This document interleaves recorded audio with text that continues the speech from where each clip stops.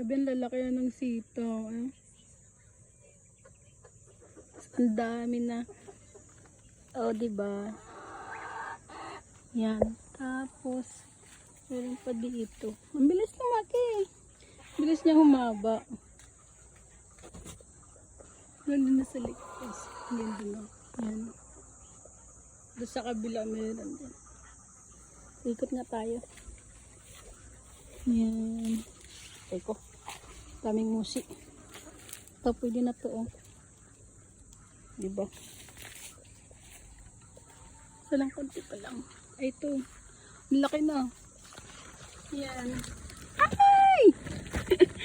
Yawa. Ang laki na. Pwede na yung malaki na masyado. Huwag na tanggalin.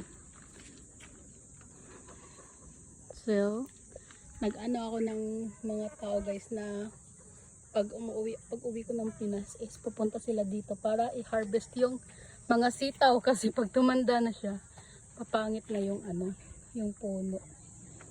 Tapos, yung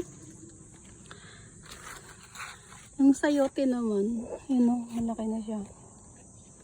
So, pwede na to ng, pwede naman na siya harvestin. Pero ayoko muna siyang harvestin. Yung iba kasi yan eh.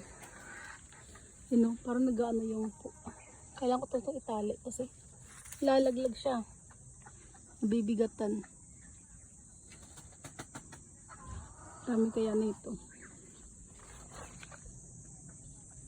Ay, ang dami kasi ano, lumilipad sa mukha ko.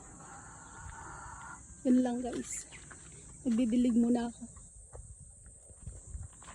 Bye!